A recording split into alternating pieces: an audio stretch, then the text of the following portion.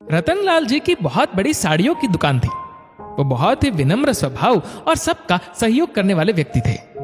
दुकान पर काम करने वाले सेल्समैन उनकी बहुत इज्जत करते थे। एक दिन सेल्समैन राजू ने उनसे कहा, सेठ जी, क्या मैं थोड़ी देर के लिए घर जा सकता हूं? मुझे जरूरी काम है, फटाफट काम निपटा कर वापस आ जाऊंगा। उस दिन ग्राहक भी कम थे, तो रतनलाल जी ने कहा, हाँ तुम जाओ, लेकिन कोशिश करना जल्दी आने की। सेल्समैन वहां चला गया। उसके जाने के बाद रतनलाल जी वहां बिखरी साड़ियों को समेट कर रखने लगे। तभी दुकान में एक व्यक्ति आता है। सेठ जी को साड़ियां समेटते हुए देखकर उस व्यक्ति ने उन्हें सेल्समैन समझ लिया।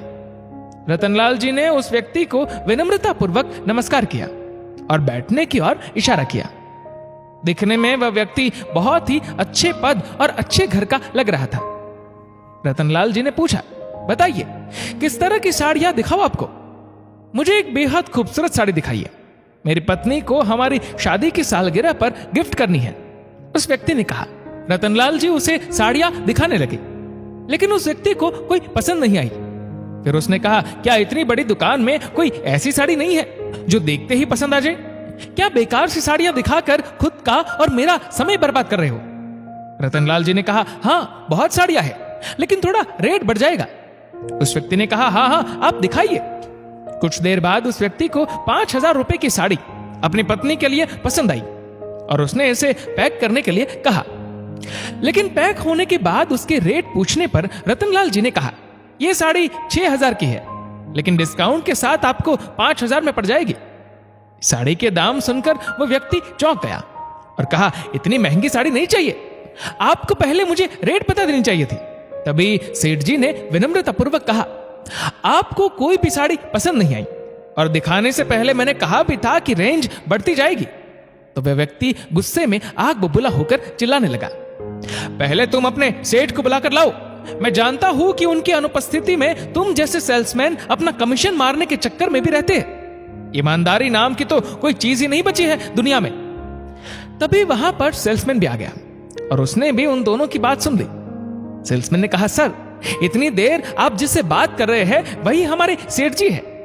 ये इतनी विनम्रता से आपसे बात कर रहे हैं और आप उनके ऊपर चिल्लाए जा रहे हैं। सेल्समैन की बात सुनकर वह व्यक्ति जैंप गया, फिर खुद पर संयम रखते हुए कहने लगा, देखिए ये साड़ी मुझे बहुत पसंद है और मैं पहली बार आपकी दुकान पर आया हूं।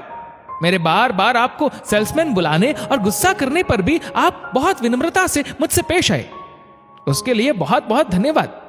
लेकिन मैं इस साड़ी के सिर्फ आपको 4,000 रुपए दे सकता हूं, उससे ज्यादा नहीं।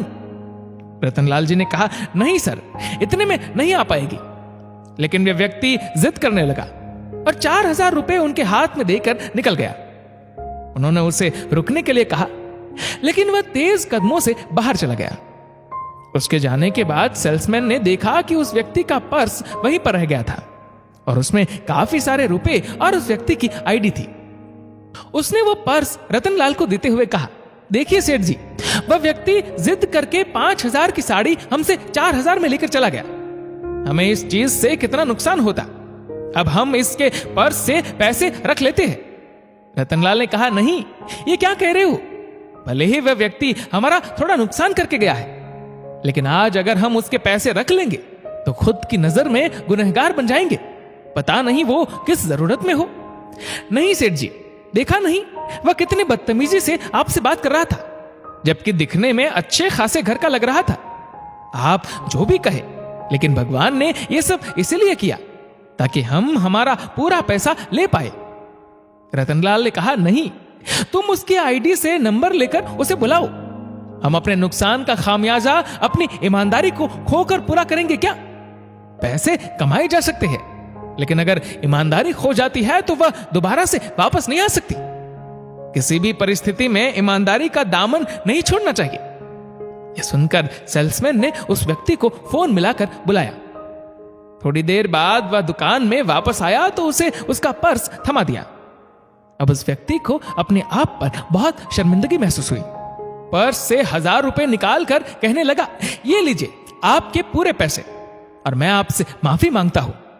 आज के समय में भी कितने ईमानदार लोग हैं। अगर आपकी जगह कोई और होता तो शायद पैसे देखकर उसके मन में लालच आ जाता, और क्या पता वह मुझे बताता भी नहीं।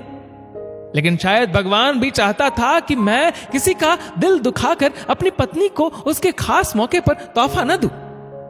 उसके जाने के बाद रतनलाल ने सेल्समैन से कहा, देखा तुमने, मैंने कहा था ना कि अगर हम ईमानदारी का दामन थामे रहते हैं तो भगवान भी हमारा नुकसान नहीं होने देता। सेल्समैन ने कहा, आपने सही कहा, ईमानदार व्यक्ति का साथ भगवान भी हमेशा देते हैं।